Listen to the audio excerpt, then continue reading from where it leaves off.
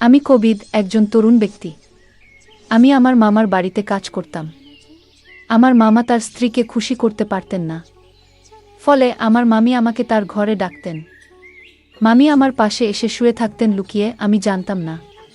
আর আমি তাকে আমার স্ত্রী মনে করে সারারাত। মাম দেখতে অনেক সুন্দরী, যে কেউ তাকে দেখলে তার প্রেমে পড়তে চাইবে। আমার মামি আমার থেকে বয়সে বড় ছিলেন এবং আমাদের মধ্যে বেশি কথা হতো না। তিনি তার কাজে ব্যস্ত থাকতেন এবং মামার সাথেও কম কথা বলতেন। এক রাতে মাম আমাকে তার রুমে ডাকলেন। বললেন, কবিদ, আজ আমার শরীর ভালো লাগছে না, তুমি আমার পাশে শুয়ে থাকো। আমি তার রুমে শুয়ে পড়লাম। মাম লাইট বন্ধ করে দিলেন। এরপর আমি তাকে আমার মতো করে পেয়েছিলাম। কখনো ভাবিনি আমি তাকে এত কাছে পাবো। আমার গল্পগুলো তোমরা শুন, কিন্তু সাবস্ক্রাইব করো না। দয়া করে গল্পগুলো ভালো লাগলে ভিডিওটি লাইক, শেয়ার এবং চ্যানেলটি সাবস্ক্রাইব করো প্লিজ। তখন আমি চাকরির খোঁজে ছিলাম, কিন্তু কোথাও কাজ পাচ্ছিলাম না। একদিন আমার বন্ধু সুরেশ বলল, আমার মামা শহরে থাকেন এবং আমি তোমাকে সেখানে চাকরি দিতে পারবো। আমি বেশি শিক্ষিত ছিলাম না, জানি ভালো চাকরি আমার দ্বারা হবে না। আমি ৪র্থ শ্রেণী পর্যন্ত পড়াশোনা করেছি, কিন্তু অল্প শিক্ষার কারণে ভালো চাকরি পাওয়া কঠিন ছিল। গ্রামের এখানে ওখানে ছোটখাট কাজ করে কিছু টাকা উপার্জন করতাম, যা খুবই কষ্টকর ছিল। তখন মনে হলো শহরে গিয়ে কিছু কাজ খুঁজে দেখা উচিত। একদিন আমার বন্ধুর দেওয়া একটি ঠিকানায় গেলাম, যা তার মামার বাড়ির ছিল। সেই বাড়িতে গিয়ে দেখি আমার বস, যিনি আমার বন্ধুর মামা এবং আমি তাকেও মামা বলে ডাকতাম, মামা আমাকে একটি কাগজ দিলেন এবং বললেন, এই ঠিকানায় যাও। আমি যখন সেই ঠিকানায় গেলাম, দেখি সেটা এক ডাক্তারের ঠিকানা। মামা বললেন, তিনি আমার বন্ধু, তিনি তোমার কিছু পরীক্ষা করবেন। যদি পরীক্ষাগুলো ভালো হয় তাহলে তোমাকে চাকরি দেব। মামা কথা শুনে আমি কিছুটা ঘাব গেলাম, কিন্তু ভাবলাম চেষ্টা করে দেখি। ডাক্তারের কাছে গিয়ে তিনি আমার কিছু পরীক্ষা করলেন এবং কিছুক্ষণ পর রিপোর্ট দিলেন। আমি বাসায় ফিরে মামাকে রিপোর্ট দেখালাম। মামা হাসতে হাসতে বললেন, তুমি দেখতে বেশ সুন্দর, তোমার চেহারাও ঠিক আছে, তোমার কাজ নিশ্চিত হয়েছে। এত সহজে কাজ পেয়ে আমি অবাক হয়ে গেলাম এবং ভাবতে থাকলাম, কিভাবে এত সহজে এই সুযোগ পেলাম। প্রতিবেদনটি ইংরেজিতে লেখা ছিল এবং ৪র্থ শ্রেণী পাস একজন ব্যক্তির পক্ষে এটি বোঝা সহজ ছিল না। যখন বাড়িতে এসে আমার স্ত্রীকে দেখালাম, তিনি বললেন, তুমি অযথা চিন্তা করছো। এই ধনী লোকেরা আমাদের মতো গরিবদের পরীক্ষা করিয়ে নিশ্চিত হতে চায় যে আমরা কোনো বড় রোগে আক্রান্ত আছি কিনা। তারা মনে করে চাকরদের মাধ্যমে রোগ ছড়াতে পারে। তার কথা শুনে আমার মন অনেকটা হালকা হলো। আমি যে চাকরিটা চেয়েছিলাম সেটা পেয়ে গেছি। সকালে কাজে যাওয়া শুরু করলাম, কিন্তু আমার চোখ প্রায় মামার দিকে আটকে যেত।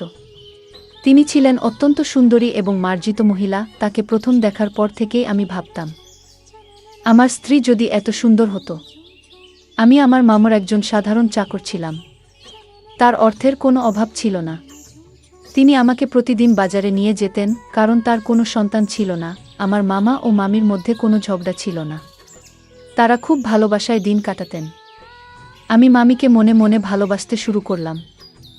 তাকে নিয়ে ভাবতে লাগলাম। একদিন বাড়ির পুরনো চাকর এলো। সে আমাকে অভিনন্দন জানিয়ে বলল, তুমি পরীক্ষায় উত্তীর্ণ হয়েছ, কিন্তু মনে রেখো, এই বস যাকে তুমি মামা বলে ডাকো খুবই কঠোর। এই কথা শুনে আমি ঘাব গেলাম এবং ভাবতে লাগলাম, যদি আমাকে চাকরি থেকে বের করে দেয় তাহলে আমার কি হবে।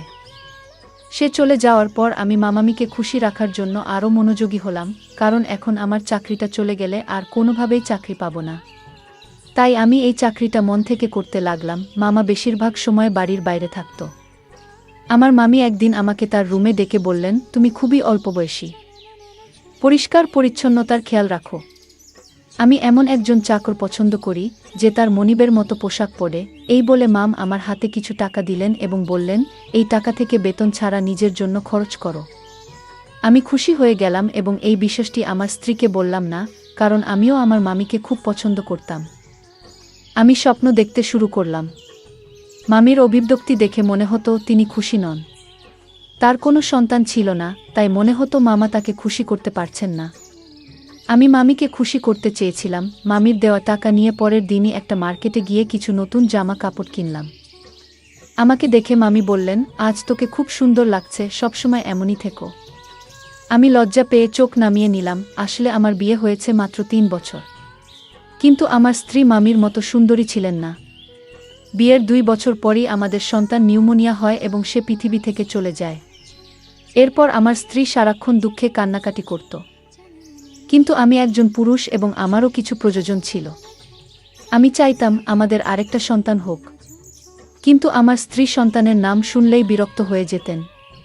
তিনি সবসময় আমার থেকে দূরে থাকতেন। আমার মামিকে দেখে আমার মনোভাব বদলাতে শুরু করেছিল।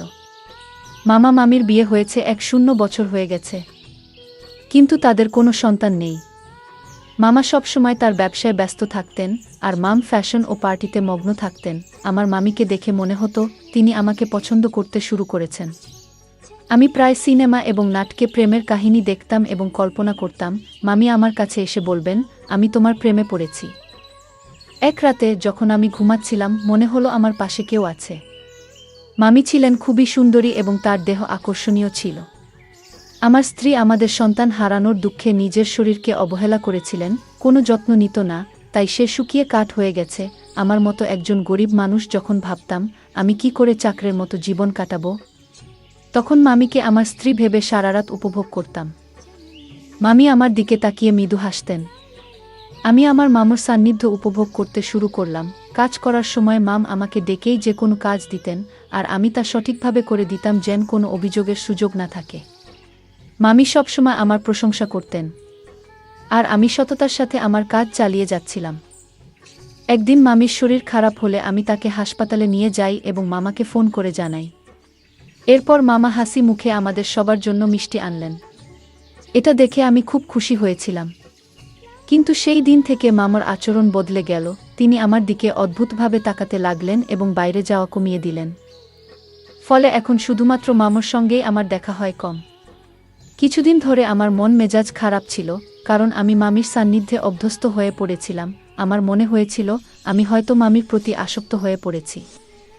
তবে আমার কাজ চালিয়ে যেতে লাগলাম। সময় চলে গেল এবং অবশেষে সেই দিন এল যখন মাম একটি সন্তানের জন্ম দিতে চলেছিলেন। কিন্তু মামা আর আগের মতো খুশি ছিলেন না। তিনি সবসময় চিন্তিত থাকতেন। আমি ভাবতে লাগলাম মামা কেন খুশি ছিলেন না। আমি যখন বাবা হলাম তখন আনন্দে উঠছিলাম, কিন্তু আমার মামাকে খুব চিন্তিত দেখাচ্ছিল, যেন কোনো বড় বিপর্যয় আসন্ন। এক রাতে মামা আমাকে তার ঘরে ডেকে বললেন, এই ব্যাগ নাও। যদি আজ রাতে আমার স্ত্রী সন্তান জন্ম দেয় তবে এই ব্যাগটি ব্যবহার করো এবং শিশুটিকে গোপনে সরিয়ে ফেলো। আমি কখনো মামার কোনো নির্দেশ নিয়ে প্রশ্ন করিনি, তাই সেদিনও কিছু বললাম না। কিন্তু আমার মন খুব অস্থির ছিল। বারবার ভাবছিলাম কেন মামা তার সন্তানের জীবন নিতে চাইছেন। রাত গভীর হলে মাম ঘুমিয়ে পড়লেন, তাই আমি গোপনে তার রুমে গেলাম। মাম তখন চোখ বন্ধ করেছিলেন। আমি মনোযোগ দিয়ে তার দিকে তাকালাম। মামার মুখে সেই চিরচেনা সৌন্দর্য দেখে আমি মুগ্ধ হলাম। কিন্তু আমার অবস্থান মনে করে মামার কথা মেনে নিলাম। মামার নির্দেশ অনুযায়ী কাজ করার জন্য তিনি আমাকে টাকা দিতেন। আমি গোপনে মামার দেওয়া ব্যাগটি তুললাম আর বাচ্চাটিকে ঢুকাতে শুরু করলাম।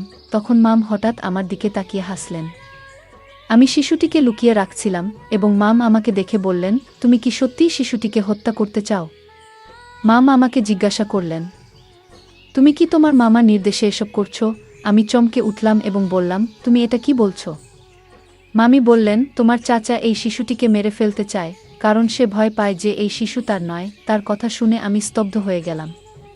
আমি অবাক হয়ে ভাবতে লাগলাম, এত কিছুর পরও এটা কিভাবে সম্ভব? মাম বললেন, তোমার মামা সন্দেহ করছে যে এই শিশু তার নয়, তাই সে এই কাজটি করতে বলেছে। সে এই শিশুটির বাবা নয়, তুমি এর বাবা। এই কথা শুনে তাকে বললাম, তবে তুমি কেন বলছো আমি এই শিশুটির বাবা? আমি এই কথা শুনে স্তব্ধ হয়ে গেলাম। আমি বললাম, আপনি কি চান আমি এই শিশুটিকে বাঁচিয়ে রাখি? মামি হাসলেন এবং বললেন, এই শিশুটিকে জঙ্গলে ফেলে দিও না, কারণ এই শিশুটির বাবা তুমি। আমি আরও বিভ্রান্ত হয়ে গেলাম, কারণ মামি বলছিলেন যে তিনি কখনো আমাকে স্পর্শ করেননি। তার কথাগুলো শুনে আমার মনে হলো আমি যেন স্বপ্ন দেখছি। আমি সোফায় বসে ভাবতে লাগলাম, এত সুন্দর একজন মহিলার সাথে যাকে আমি মামি বলে ডাকি, এমন কিছু ঘটেছে কি? আমি মামিকে জিজ্ঞেস করলাম, আপনি এত সুন্দরী কিন্তু কেন এমন করলেন? মাম বললেন, আমি খুব সুন্দরী কিন্তু আমার পরিবার খুব গরিব ছিল, তাই আমি তোমার মামার সাথে দেখা করতে এসেছিলাম। তোমার মামা মতো ধনী হওয়ার ইচ্ছা ছিল, তাই আমি তাকে বিয়ে করি। আর সে আমাকে প্রস্তাব দেওয়ার সাথে সাথেই আমি তৎক্ষণাৎ হ্যাঁ বলেছিলাম, কারণ আমি ধনী হতে চেয়েছিলাম। আমার বাবা মাও তোমার মামার সাথে বিয়ে করতে রাজি হয়েছিলেন, কিন্তু বিয়ের কিছুদিন পরেই জানতে পারলাম তোমার মামার সন্তান হওয়ার সামর্থ্য নেই। অনেক চিকিৎসা করানোর পরও কোনো ডাক্তার তাকে সুস্থ করতে পারেনি। তিনি মা হতে চেয়েছিলেন এবং এর জন্য তিনি যা করতে প্রস্তুত ছিলেন, তারপর তিনি তার চাকরের মাধ্যমে একটি অদ্ভুত পরিকল্পনা তৈরি করেছিলেন। তাই তিনি সবসময় চাকরদের নিযোগের আগে পরীক্ষা করাতেন। তোমার চাচা তোমার মাধ্যমে তার পরিকল্পনা সফল করতে চেয়েছিলেন। মামি বললেন, এই শিশুটি তোমারই সন্তান এবং তিনি চান না যে এটি প্রকাশ্যে আসুক। তিনি জানতে চেয়েছিলেন তিনি বাবা হতে সক্ষম কিনা। তাই আমাকে চাকরের সাথে ঘুমাতে বলেছিলেন। মামার এই কথা শুনে আমি আরও হতবাক হয়ে গেলাম এবং কিছু বলতে পারলাম না। তিনি বলতে লাগলেন, তোমার মামা আমার জন্য অনেক চাকর নিয়েছিলেন, কিন্তু আমি যাকে ভালোবাসার যোগ্য মনে করতাম তাকেই গ্রহণ করতাম। আমরা অনেক চাকর বদল করেছি, কিন্তু তোমাকেই প্রথম উপযুক্ত মনে হয়েছিল। প্রথম দেখাতেই তোমার প্রতি আমার আকর্ষণ জন্মায়। আমি অবাক হয়ে বললাম, তুমি কখন আমার কাছে এসেছিলে? মামি হাসলেন এবং বললেন, তোমার মামা এমন পরিকল্পনা করেছেন যে তুমি বুঝতেও পারোনি। তুমি মনে করতে তুমি তোমার স্ত্রীর সাথে আছো, কিন্তু আসলে আমি ছিলাম। তোমার মামা রাতের আধারে আমাকে তোমার রুমে পাঠাতেন এবং তোমার স্ত্রীকে অন্য ঘরে অজ্ঞান করে রেখে দিতেন। তিনি নিজেই পাহারা দিতেন যাতে কেউ সন্দেহ না করে। মামি বললেন, আমি প্রথমে বাধ্য হয়ে এসেছিলাম, কিন্তু পরে তোমার প্রতি আকৃষ্ট হতে শুরু করলাম। তোমার কাছ থেকে যে সুখ পাচ্ছিলাম তা তোমার মামা কখনোই দিতে পারতেন না। সেই কারণেই আমি নিজেও তোমার প্রতি দুর্বল হয়ে পড়েছিলাম। তোমার মামা যখন এই পরিকল্পনা চালিয়ে যেতে লাগলেন, আমি নিজে উপভোগ করতে শুরু করলাম। তিনি আমাকে তোমার কাছে বারবার পাঠাতে থাকলেন। তিনি আরও বললেন, আমি গর্ভবতী হলাম এবং তোমার মামা আমাকে ভোরের অন্ধকারে ঘরে ফিরিয়ে আনতেন যাতে কেউ কিছু বুঝতে না পারে। এভাবে তোমার মামা তার সন্তান হওয়ার আশা পূর্ণ করতে চেয়েছিলেন এবং আমি নিজেও অজান্তে সেই পরিকল্পনার অংশ হয়ে পড়েছিলাম। কিছুদিন পর সে তার পরিকল্পনা সফল হয়েছিল। ডাক্তার আমাকে জানিয়েছিলেন যে আমি মা হতে চলেছি, যা তাকে অত্যন্ত খুশি করেছিল। আমি বিস্মিত হলাম যখন শুনলাম সে ডাক্তারের কাছে মিথ্যা বলেছে। কেউ কিভাবে তার বুকে এমনভাবে ব্যবহার করতে পারে? তারা দুজনেই আমাকে টাকা দিয়ে তাদের খেলনা বানিয়ে ফেলেছিল, যা আমার মোটেই ভালো লাগেনি। তখন আমার মামি তার কথাবার্তায় ব্যস্ত ছিলেন। আমি তখন বুঝতে পারিনি যে আমি কি ভাবছিলাম। তবে মা আমাকে বলেছিলেন, তোমার মামার পরিকল্পনা ব্যর্থ হয়েছে যখন তার একটি ছেলে হয়েছিল, কিন্তু তিনি একজন উত্তরাধিকারী চেয়েছিলেন। সে তার বন্ধুকে নিয়ে অন্য দেশে পালিয়ে যায় আর আমাকে বলে, এখন আমার কোনো সম্পত্তি নেই, আমার সব ব্যবসা শেষ। সেই শিশুটিকে আর সে চায় না। আমি বলেছিলাম, আমি তোমার বউ, দাসী নই যাতে তোমার ইচ্ছেমতো চলি। আগে তুমি আমাকে একটা চাকরের সাথে ঘুমাতে বাধ্য করেছিলে, যাতে সবাই জানতে না পারে তুমি বাবা হতে পারো না। আর এখন বলছো এই সন্তানের দরকার নেই। মনে রেখো, আমি তোমাকে তালাক দেব, কিন্তু শিশুটিকে মারতে দেব না। আমি বিশ্বাস করেছিলাম যে শিশুটিকে সে আর খারাপ বলবে না, সে তার সন্তানকে পুরোটা দেখাবে। কিন্তু আজ যখন সে বলল এই শিশুটিকে হত্যা করার পরিকল্পনা করেছে, তখন নিশ্চিত হলাম যে তার বুকের হৃদয় নেই, পাথরের মতো কঠিন। মামির এই কথা শুনে আমি তাকে গিয়ে বললাম, আমি এসব জানতাম না। যদি এটা অন্য কারোর বাচ্চা হতো, আমি জঙ্গলে ফেলে দিতাম না।